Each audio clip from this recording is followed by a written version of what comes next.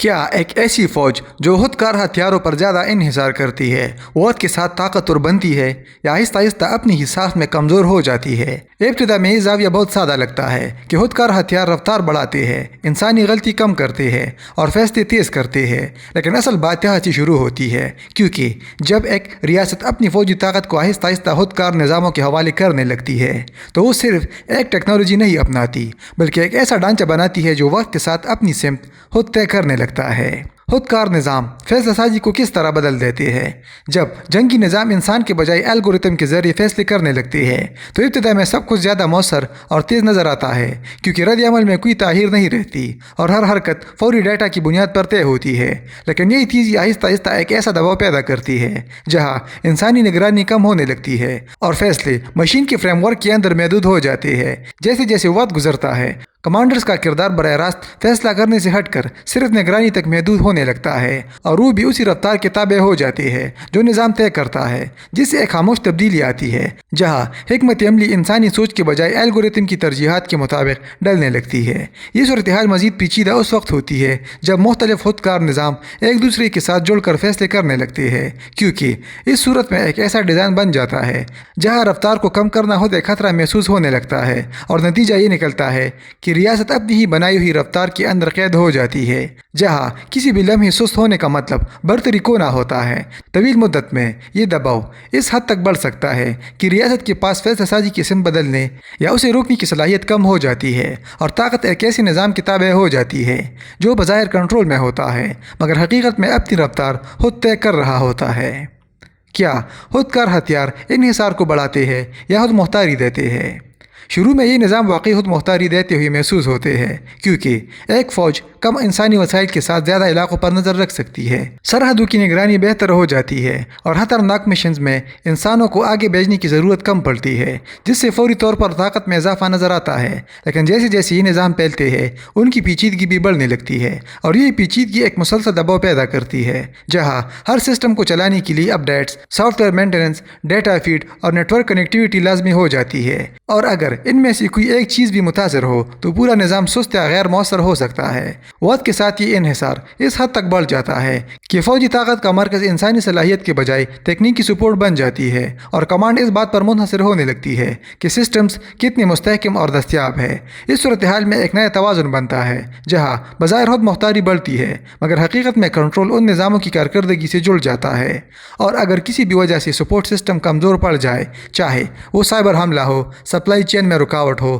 یا تکنیکی خرابی، تو ریاست کی وہ خود مختاری جس پر وہ انحصار کر رہی تھی اچانک محدود ہو جاتی ہے، اور طاقت کا ڈھانچہ غیر یقینی کا شکار ہونے لگتا ہے۔ ٹیکنالوجی کی دوڑ میں رفتار کس کو فائدہ دیتی ہے؟ خود کار ہتھیاروں کی دوڑ میں ہر ریاست کے لیے رفتار ایک مجبوری بن جاتی ہے، کیونکہ جو جتنا تیزی سے نئے سسٹمز تیار کرتا ہے وہی برتری حاصل کرتا ہے، اور اسی سوچ کے تحت تحقیق، تیاری اور تعیناتی کا عمل تیز کر دیا جاتا ہے۔ ابتدا میں یہ رفتار ایک فائدہ دیتی ہے کیونکہ جدید سسٹمز میدان میں جلد پہنچ جاتے ہیں اور مخالف پر نفسیاتی اور عملی دباؤ ڈالتے ہیں، لیکن یہی جلد بازی آہستہ آہستہ ایک ایسے ماحول کو جنم دیتی ہے جہاں مکمل ٹیسٹنگ، طویل آزمائش اور حامیوں کی نشاندہی کے مراحل مختصر ہو جاتے ہیں۔ اس کا مطلب یہ ہوتا ہے کہ سسٹمز بظاہر جدید اور طاقتور ہوتے ہیں مگر اندر سے مکمل طور پر مستحکم نہیں ہوتے۔ وقت کے ساتھ جب یہی سسٹمز بڑے پیمانے پر استعمال ہونے لگتے ہیں تو ان کے اندر چھپی ہوئی چھوٹی کمزوریاں سامنے آنا شروع ہوتی ہے، اور یہی کمزوریاں ایک نئے دباؤ میں بدل جاتی ہے جہاں ہر آپریشن کے دوران غیر یقینی کا عنصر بڑھ جاتا ہے۔ اگر کسی حساس لمحے پر ایک چھوٹی تکنیکی خرابی سامنے آ جائے تو اس کا اثر ایک یونٹ تک محدود نہیں رہتا بلکہ پوری آپریشن کو متاثر کر سکتا ہے، اور نتیجہ یہ نکلتا ہے کہ وہ رفتار جو ابتدا میں طاقت کا ذریعہ تھی طویل مدت میں خطرے کا باعث بن جاتی ہے، اور فوجی ڈھانچہ غیر مستحکم محسوس ہونے لگتا ہے۔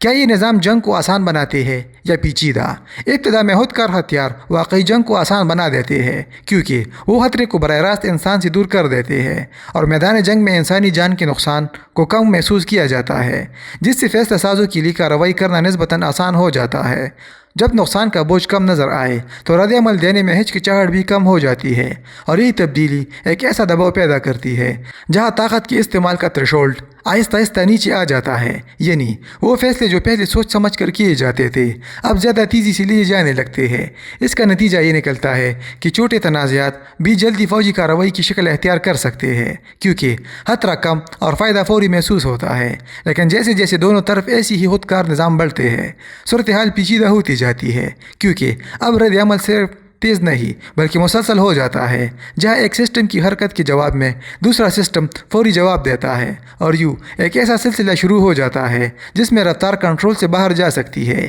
اس دباؤ کے تحت ایسکیلیشن بہت تیزی سے بڑھ سکتی ہے، اور چونکہ انسانی مداخلت کم ہوتی ہے اس لیے کسی مرحلے پر روکنا مشکل ہو جاتا ہے، اور نتیجہ یہ نکلتا ہے کہ جنگ کا آغاز تو آسان ہو جاتا ہے مگر اسے محدود رکھنا پہلے سے زیادہ مشکل ہو جاتا ہے۔ اب سمجھتے ہیں انسانی مہارت کا کردار کیسے بدلتا ہے۔ جب ایک فوج خودکار نظاموں پر زیادہ انحصار کرنے لگتی ہے تو ابتدا میں یہ تبدیلی کارکردگی کو بہتر بناتی ہوئی نظر آتی ہے، کیونکہ زیادہ تر پیچیدہ کام سسٹم خود سنبھال لیتے ہیں اور انسانی کردار نگرانی تک محدود ہو جاتا ہے۔ لیکن وقت کے ساتھ ہی تبدیلی ایک گہرا دباؤ پیدا کرتی ہے، جہاں فوجی تربیت کا روح بھی بدلنے لگتا ہے اور نئی نسل کے اہلکار خود فیصلہ لینے کے بجائے سسٹمز پر بھروسہ کرنا سیکھتے ہیں۔ آہستہ آہستہ عملی تجربہ کم ہونے لگتا ہے، اور وہ حالات جن میں فوری اور آزادانہ سوچ کی ضرورت ہوتی ہے وہاں انسانی رد عمل کمزور پڑنے لگتا ہے۔ یہ صورتحال مزید واضح اس وقت ہوتی ہے جب کسی غیر متوقع حالت میں سسٹمز مکمل یا جزوی طور پر ناکام ہو جائے، کیونکہ اس وقت وہ مہارت درکار ہوتی ہے جو مسلسل استعمال نہ ہونے کی وجہ سے کمزور ہو چکی ہوتی ہے۔ اس دباؤ کے تحت فوج ایک ایسے مرحلے میں داخل ہو سکتی ہے جہاں بظاہر اس کے پاس جدید ٹیکنالوجی موجود ہوتی ہے، لیکن عملی طور پر اس کے اہلکار پیچیدہ حالات کو خود سنبھالنے کی مکمل صلاحیت نہیں رکھتے۔ نتیجہ یہ نکلتا ہے کہ خودکار نظاموں پر انحصار طاقت کو وقتی طور پر بڑھاتا ہے مگر طویل مدت میں انسانی صلاحیت کی کمی ایک خاموش کمزوری بن جاتی ہے جو کسی بھی نازک لمحے پر سامنے آ سکتی ہے۔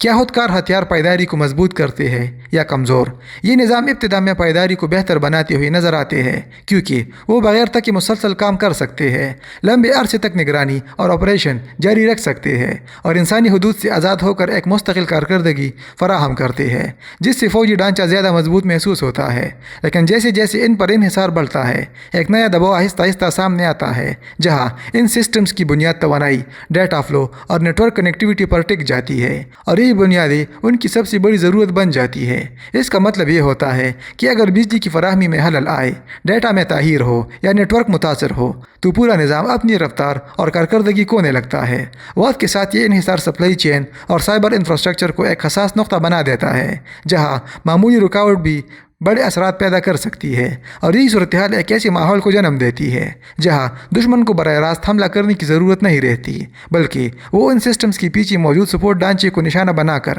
انہیں غیر فعال کر سکتا ہے۔ نتیجہ یہ نکلتا ہے کہ بظاہر طاقتور اور مسلسل چلنے والے نظام ایک ایسے ڈھانچے میں بدل جاتے ہیں جو اندر سے انحصار کی وجہ سے کمزور ہو سکتے ہیں اور پوری فوجی طاقت کو ایک ہی وقت میں متاثر کر سکتے ہیں۔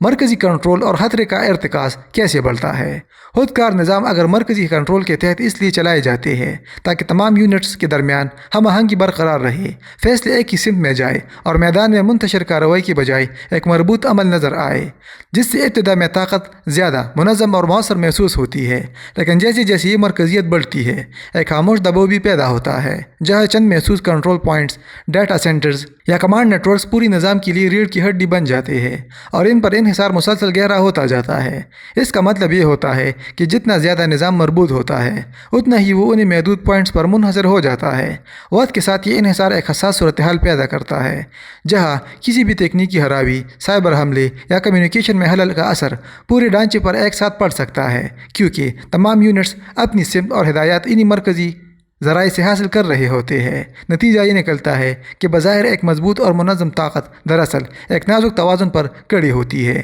جہاں ایک چھوٹا سا خلل بھی بڑے پیمانے پر نظام کو متاثر کر سکتا ہے، اور وہ مرکزیت جو ابتدا میں طاقت کا ذریعہ تھی طویل مدت میں کمزوری کا سبب بننے لگتی ہے۔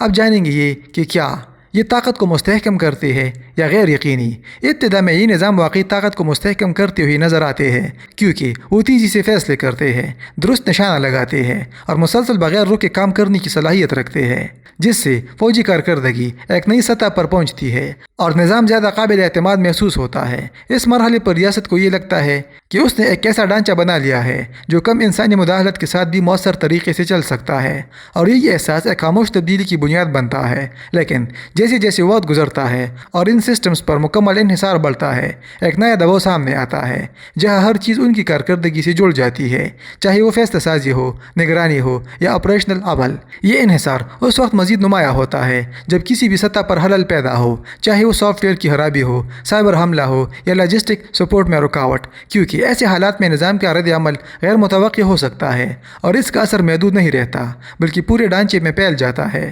نتیجہ یہ نکلتا ہے کہ جو نظام ابتدا میں استحکام کا ذریعہ تھا، وہی طویل مدت میں غیر یقینی کا باعث بن سکتا ہے، اور طاقت کا ڈھانچہ بظاہر جدید اور مضبوط دکھائی دیتا ہے، مگر اندر سے ایک ایسے توازن پر کھڑا ہوتا ہے جہاں چھوٹا سا خلل بھی بڑے اثرات پیدا کر سکتا ہے۔ اب نتیجہ سمجھتے ہیں، خود کار ہتھیار صرف جنگ کا طریقہ نہیں بدلتے، بلکہ وہ طاقت کے ڈھانچے کو خاموشی سے نئی شکل دیتے ہیں، جہاں رفتار، انحصار اور کنٹرول ایک دوسرے سے جڑ کر ایسا نظام بناتے ہیں جو ابتدا میں برتری دیتا ہے لیکن وقت کے ساتھ اپنی ہی پیچیدگیوں میں الجھ سکتا ہے۔ اور اصل فرق وہاں پیدا ہوتا ہے جہاں ایک ریاست اس توازن کو سمجھتی ہے یا اس کے دباؤ میں بہہ جاتی ہے۔